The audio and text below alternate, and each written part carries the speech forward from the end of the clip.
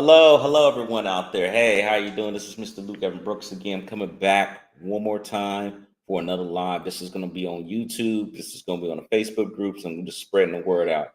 So I know folks are probably now realizing, hey, he's doing a live. I'm doing live. So the next time, what I'm going to do actually is just let everyone know. So let me get right to it. We're going to talk about something that's very important. We're going to talk about what is the Turo car program. So what I'm going to we're going to do kind of like an interview. I'm going to have Miss Joanne interview me, and I'm going to walk you through everything that you need to know about Turo to get started, right? As far as what I've been through, how it's been working for me as an all-star host, a multiple all-star host, and how easy it is to get your car enrolled into the program. Okay. So guys, again, if you're new to the channel, if this is for my YouTube guys, please make sure you go ahead and subscribe. I'm going to be dropping knowledge dedicated to Turo and other ways to get you money in your pocket using passive or semi-passive. Again, go ahead and subscribe. Go ahead and give us likes and comment. Don't hesitate to comment because we'll read your comments here doing lives. Okay. So let me do one more thing here before we start. I want to go ahead and share this program onto another profile so we can get everything going the way it needs to be. I'm gonna go ahead and share it. I see myself looking pretty sharp. That's pretty good here. I'm gonna share that to public. I'm gonna do one more thing. I'm gonna copy that link over onto my other thing. I got multiple computers running too, guys. So it looks like it's already there. So we're gonna go ahead and get this kicked off. All right, we got people in the room. If you come in the room, don't hesitate to comment. Chat with us. We'll post your comment into the live. Miss Joanne, take it away. Okay, hi everyone. Hi, look, I have a sound question regarding on the Turo. Okay, let's start. How long have you been hosting cars on Turo? That's a very good question. I've been doing Turo for roughly 1 year now. I've been doing car sharing for over 2 years, about 3 years to be exact. And how I've been doing it with Turo is basically using the knowledge that I got from Avell and applying it over to Turo. I will admit to you, I was scared to do Turo because it was a little bit more hands on. But once I really dived deep into it, as far as understanding the platform and how it works, I was able to turn something that was going to be active to semi-passive to passive. I might just do one or two things, making sure the schedule is right, and I have people that works for me to get everything implemented. Okay, well said. Um, what inspired you to start sharing your car on Turo? So I wanted to do stuff. I was doing things that were like in and out as far as dealing with, you know, online businesses, affiliate marketing, things like that. And it wasn't like big money, right? It was like, a couple of $100 there, here, and it wasn't consistent. But I knew things about cars and I always loved cars. I mean, people know me for my fast car and I have a muscle cars. But I wanted to make sure I dial it down to the people in Charlotte, North Carolina, where I'm from, where my folks are from, and wanted to get involved and make money at the same time. Also, helping my family was the most important thing. Right now, I got my family backing me up. I'm helping them out. We're putting money in their pockets and we're making sure people are taken care of. Okay, well said. Um, what type of cars do you usually host on Turo?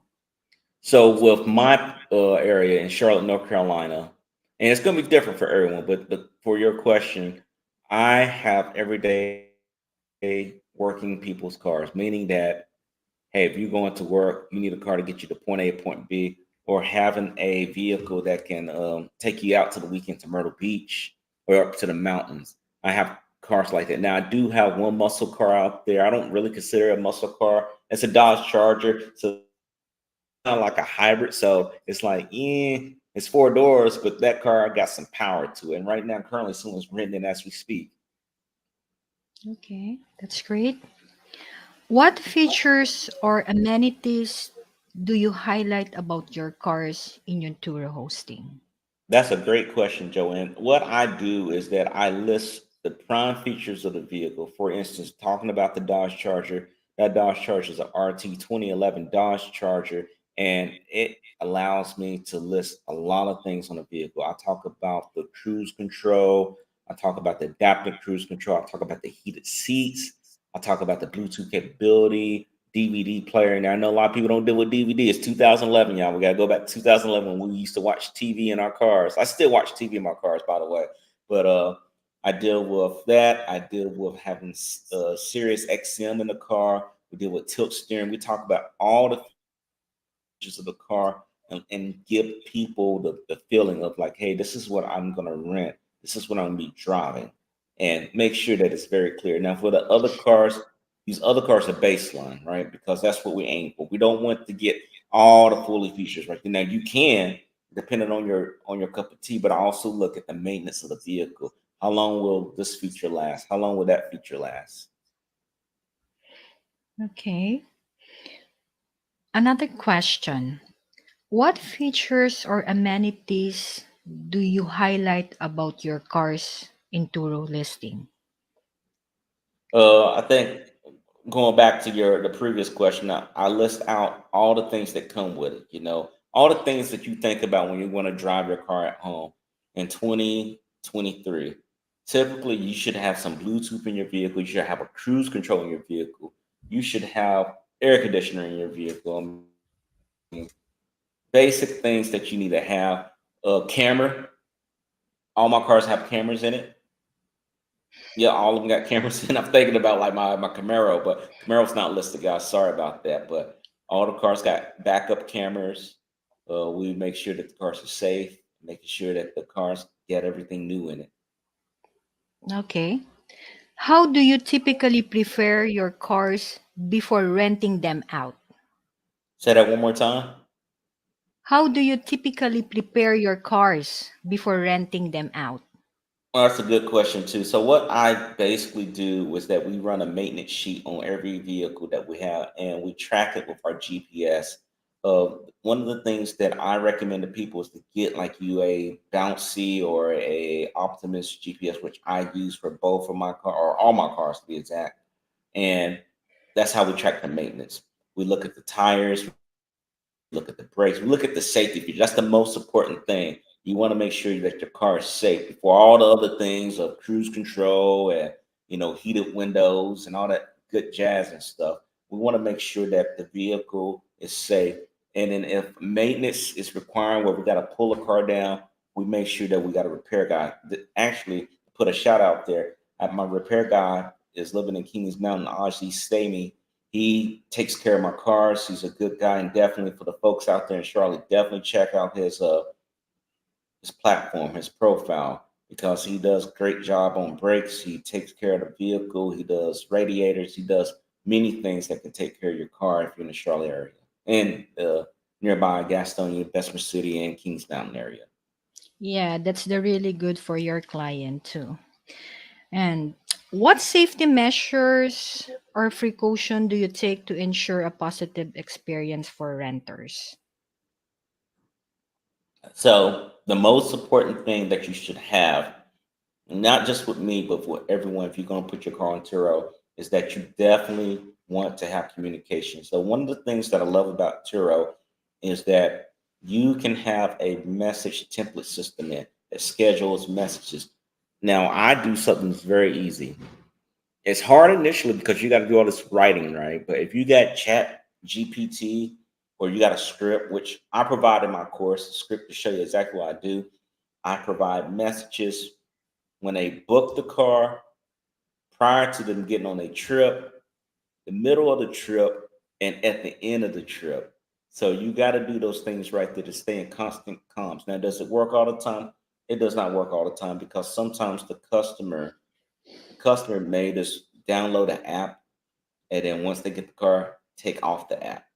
And you talking to them without the app, they have to go into the web browser and actually look at it, which typically none of them do that. But I make it also important that I tell all customers before they rent my vehicle to definitely have the app on their phone in order to rent my vehicle.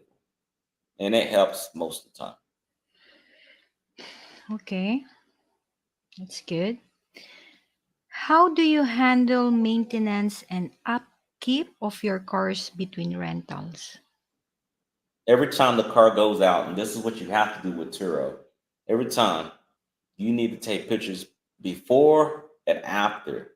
Again, you need to be tracking the mileage from your vehicle because based off your manual for your vehicle, it's going to tell you what your maintenance is going to be. A lot of people try to nuke it and do all extra stuff, but you got to look at the maintenance of what the manual recommends, and then you work from there. Okay. Um, what are the some common challenges you face as a Turo host, and how do you overcome them? When I started out, right, and this happens every once in a while now, once in a while. When I started off, I had to come in low. You had to come in low because no one knows who you are. You know, you got competition. My vehicles is more than one Nissan Sentra, more than one Ford Fusion in Charlotte. So I got to stand out. So what typically stands out is the pricing, right? Initially, when you start off, but you don't keep it too long. When dealing with customers who are gravitated only by price and they treat your car raggedy, they treat your car like crazy, they leave stuff on, they leave keys. That is something that really got underneath my skin. And what I typically did was basically learn from that lesson. I didn't sit there necessarily blame the customer per se because it might be a way that I didn't relay that message to the customer doing the write up, doing the whole process. But this overcoming it is by being better with writing the description of the vehicle, being able to communicate more often with the customer to make sure everything's okay. If they got any questions, to let them know that you're available, and then having a team to back me up like my sister and my nephew to back me up at the end of the day, where if I am away, they can step in and fill in as if I'm there. That's great. At least your family with you helping regarding sender. This is really grateful. Yep. Then, how do you determine the pricing for your cars on Turo? Very easy. Very easy. That's a very easy question. There's two ways to do it, guys. Two ways. Joanne, what I typically do when I initially start out, I looked at the pricing of all the vehicles for the particular model that I have and see what they're pricing for, look at the ratings and stuff.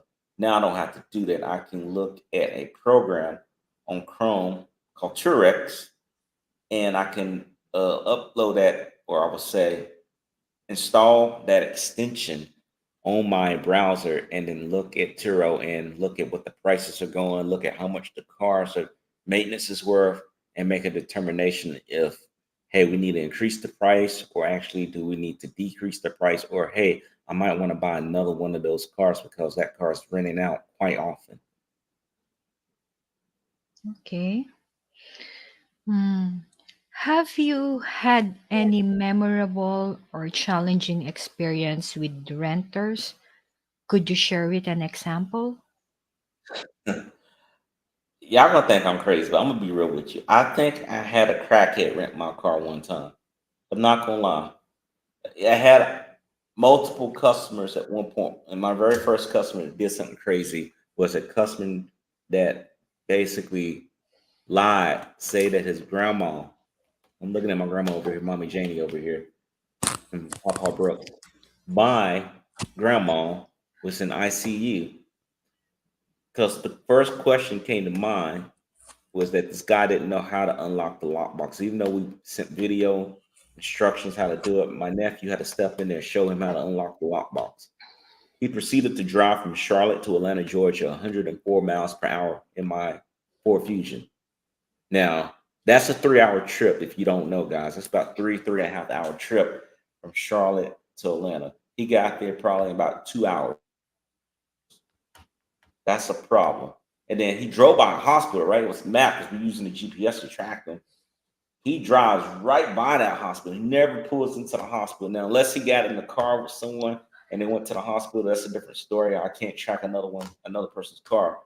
But he was doing all types of weird things, driving the car 3 o'clock, 4 o'clock in the morning, in an apartment complex, and it really got me messed up in the head. But then we saw him pull into a repair shop. That's a flag right there. And I don't want to scare anyone. My whole I got a rule about how I do this, and I would tell you about this after the story. Is that when he got the vehicle, he tried to fix a rim or something else with the vehicle. Apparently, he was having a party, having people in the car, and he threw up on the side of the car with some vomit right there. Now, how we overcame that, we didn't touch that stuff. We took pictures, we took documentation, and he got charged a fee. Unlucky, for us, unfortunately, we were not able to, do anything with the rim because we didn't catch that in time. But we have put measures in place to make sure if a vehicle comes in, we're going to test drive that vehicle as soon as you bring it in.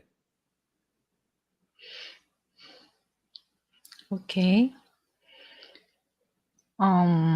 What advice would you give to someone considering becoming a Turo host for the first time? For the first time, I will be honest with you. You need to do your research on your vehicles or what you're trying to do. Don't go buy a Ferrari if you're living in Charlotte, North Carolina.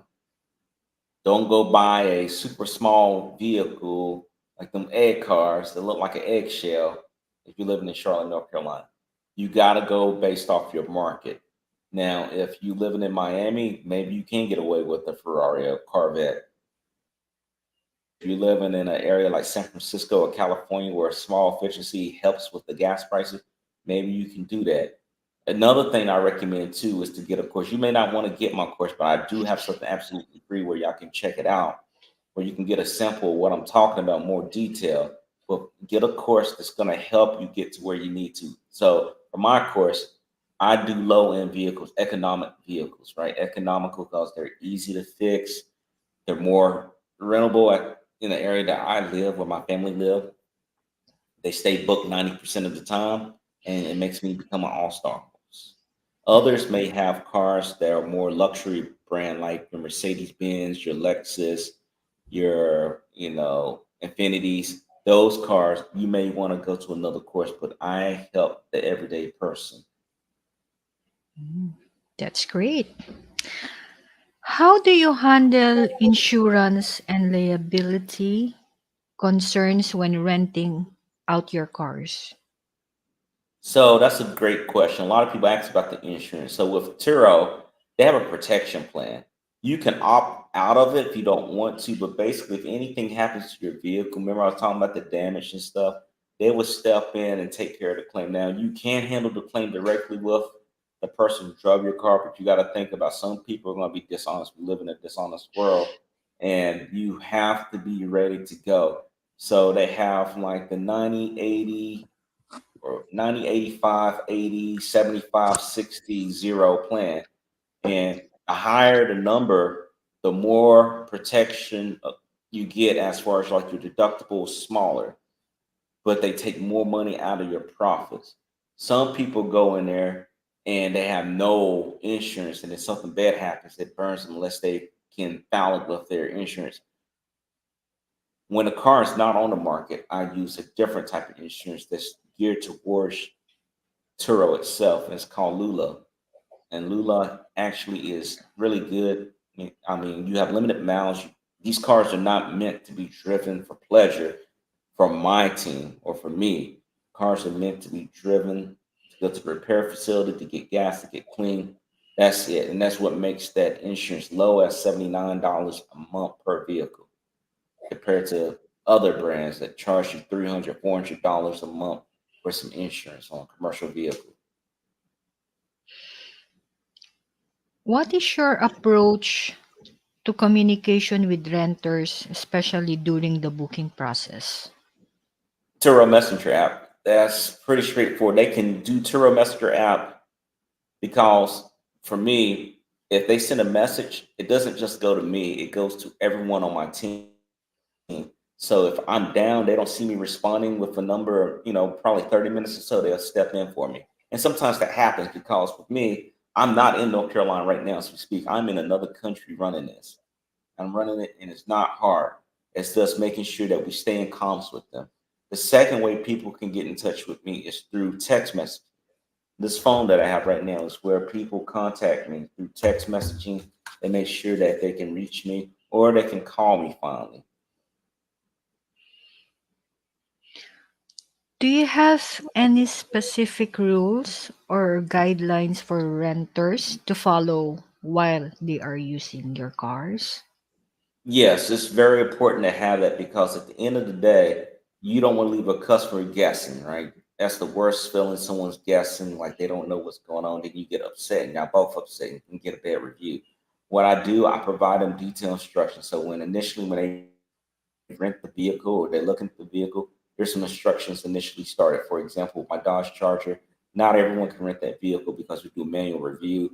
It's considered to be a performance vehicle. I won't call it a muscle car per se. You know, it's a certain criteria with muscle car, but it's a performance vehicle. What I tell them is that you could set rules, and Turo doesn't make you set rules per se, other than make sure you take the pictures before and after, make sure the car's checked in, make sure you have the gas, blah blah blah, right? But for a owner, for a host, you want to definitely be able to talk to the customer through your messages, through your instructions. First thing I do, if you book my vehicle, Joanne, you will get an automated message saying, "Thank you for renting my vehicle. We'll contact you shortly prior to your rental. Here is the terms and policy of Turo." That way, when you provide it to a customer, they can't say they didn't know because you gave them the instruction book. And it's not long.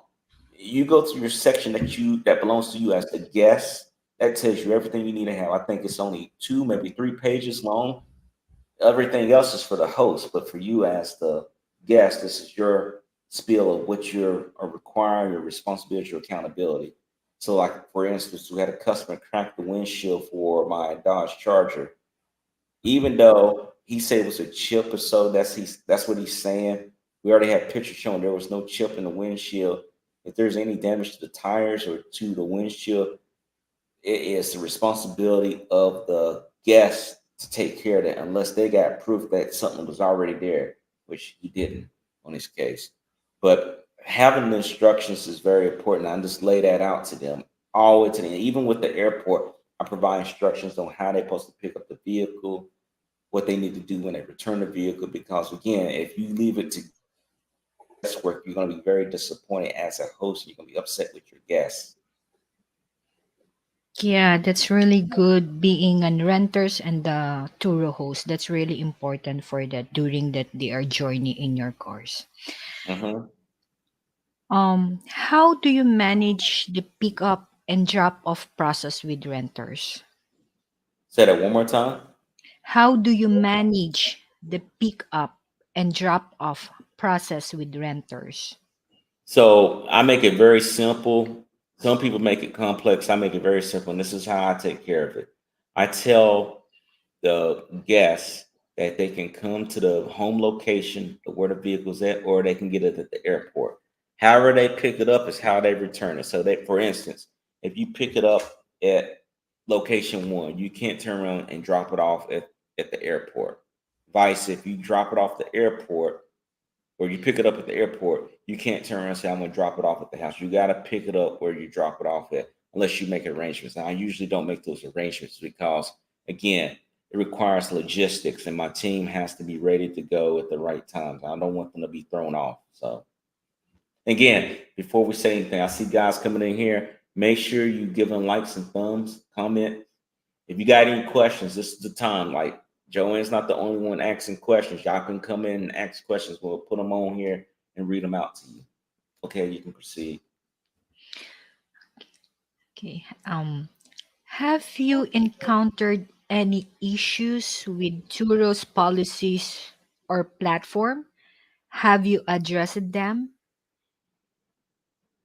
I have dealt with that before. So this is what I tell people. You have a lot of people that do the phone calls, like the customer service reps. There are overseas. They have to be in your country, Joe, and they have to be in the Philippines. Some of them are in Mexico or whatnot, right? They don't know the policy as well as the host. And I tell this to all the hosts: if you decide to do this, you got to know it like a lawyer. not saying you got to know about heart, but you got to know your rules. And that's where my course comes into play. My course lays out all the rules that you need to know. So if you're not the type where you can sit here and read all day, watch my course. I lay out everything that you need to know about having a successful platform. So for instance, it can be like last week, I had a tow ticket. All right. So for instance, customer brought the car back to the airport and they had to submit a ticket. My team has to pick up that car, but they got to go through the valet and pay. That money is supposed to be reimbursed through Turo because, hey, this customer's paying a ticket. They were trying to push back and say, well, we denied your ticket because it's not right. Even though I have pictures, I have instructions and things like that. And you got to fight that sometimes. And then also with gas, also with claims.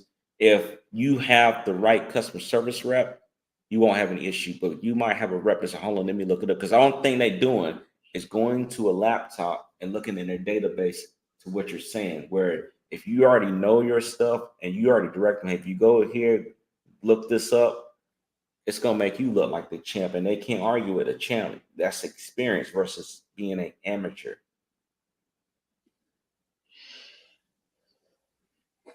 Yeah, that's great. Have you encountered any oh no, no, another question.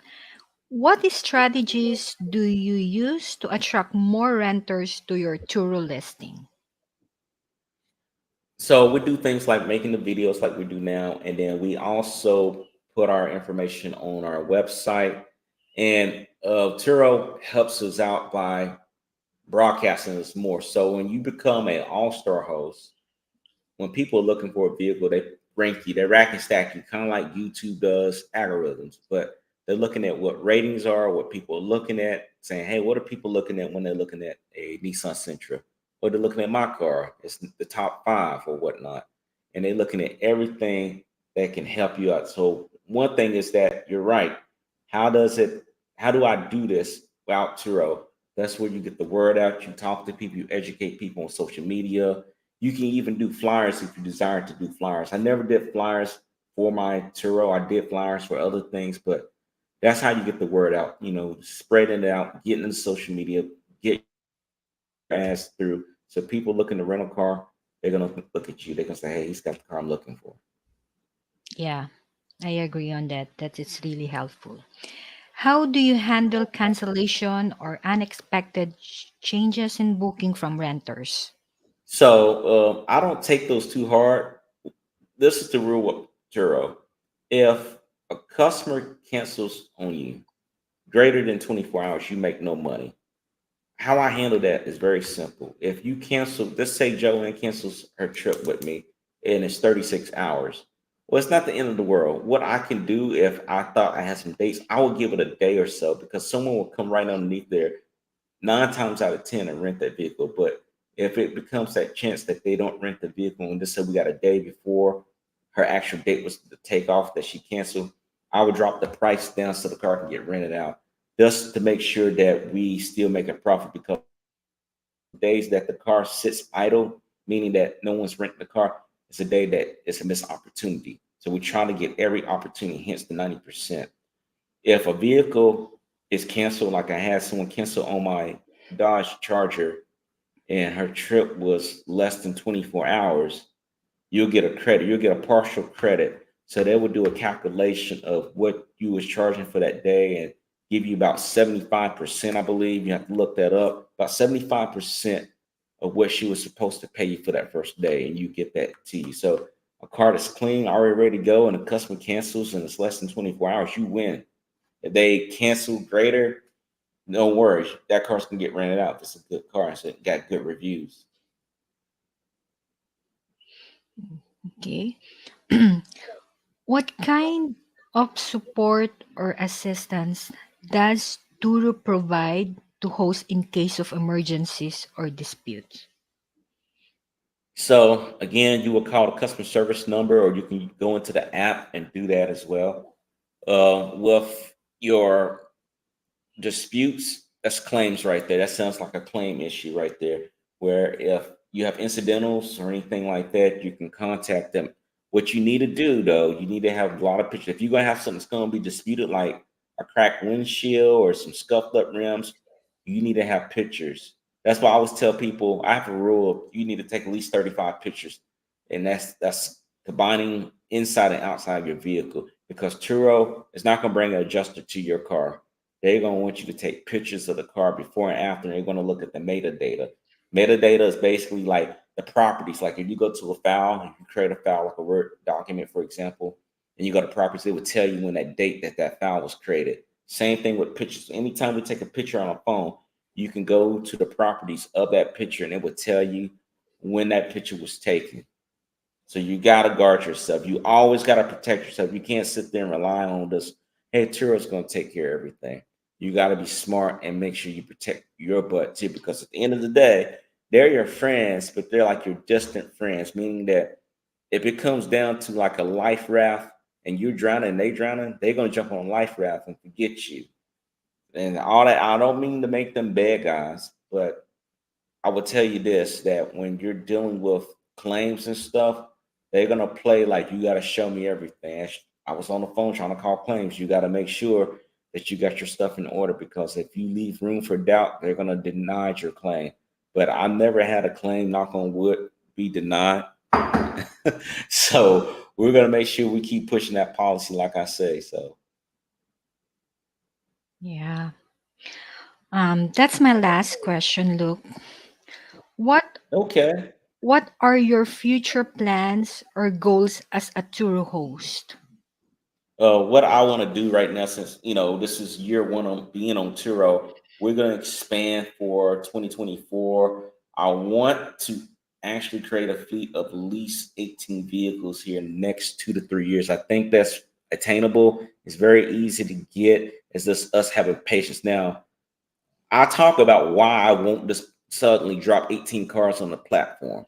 There's a lot of reasons behind it because this is a scalable business and you want to know what's working, what's not, because you may buy something, for example, these uh these fast luxury cars. God did that a long time ago. We was talking about that earlier. And they purchased a Lamborghini, right? They purchased that and they bought it in Iowa.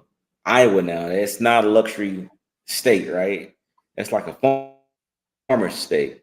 So how I look driving in a Lamborghini in a farm state, it doesn't look right unless you're going to a special occasion. That's not an everyday car. So they had issues and they complained Turo doesn't work, it sucks, this and that. It sucks because you didn't look at the market. You got to study your market. No matter what you do before you even get a car on a platform. Now, if you got your own car, it doesn't hurt if your car's paid for or you're just trying to download on some payments. But if you're buying a car purposely to put on a platform, you got to know what your market is and you got to know how it works because if you don't, it's going to burn you. For me, it helped me out with having this platform because it allowed me to scale on the right path. When we started off, I only had 2 cars on the platform.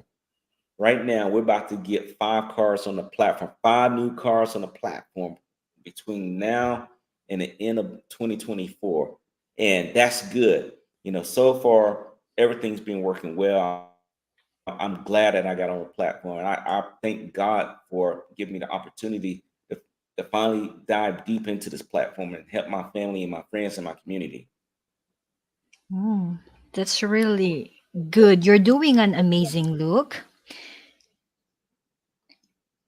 Yeah, Yeah. and yeah.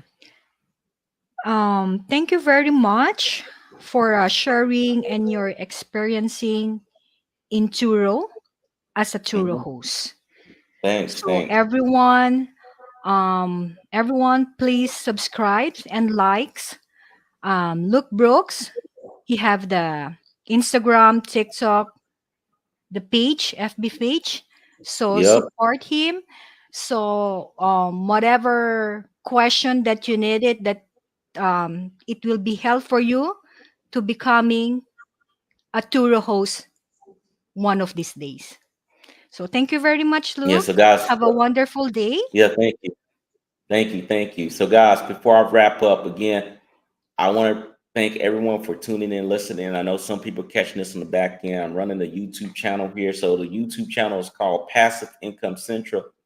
You can go there. If you go to the link, the ticker tape that's going right there, you'll see that you just type that in, and it will take you to the channel itself. Again, it's called Passive Income Central with Luke Brooks. And again, we got our Facebook channel here, our Facebook group. It's called Passive Income Central. And additionally, we got TikTok. We're gonna have everything out here for you. Actually, I want to tell people this before I get off of here. We're gonna be doing something to help out some folks out there in the Philippines because that's Joanne's country out there, and they've been backing me up for quite some time before I even did this Turo thing. And I'm putting this out now for us. We're trying to raise our subscribers list. And for that subscribers list, we're trying to get to 2,500 subscribers. Right now, we're at 16. But once we get to the 2,500 before the end of the year, we're going to pick one lucky winner to get about, I'm going to say this. I feel lucky that since I'm here with Joanne, she's a good luck lady here. I'm going to give you $250 to a lucky person out there in the Philippines. And this is all you got to do. This is something very simple. I need you to go ahead and subscribe. First, go ahead and subscribe to the channel.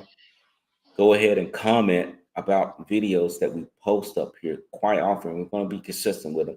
And then like and share. As this message gets across, not just to the Philippines, but throughout the world, people are going to want to know more about how to become an entrepreneur, how to break from the 9 to 5, and how to make their lives better by doing something to help their community and help their family. We're going to use a lottery system that's going to draw from that, from those comments that you make. And then whoever makes those comments is going to get a notification that they're going to receive $250 before the end of 2023. So, guys, please go ahead, like Joanne said, please go ahead and subscribe. Make sure you like, comment, and share. That's all I have. I thank you, Miss Joanne. I thank everyone. You take care, everyone. God bless you. Make sure everything's taken care of with you guys. All right, I'm out of here. Peace.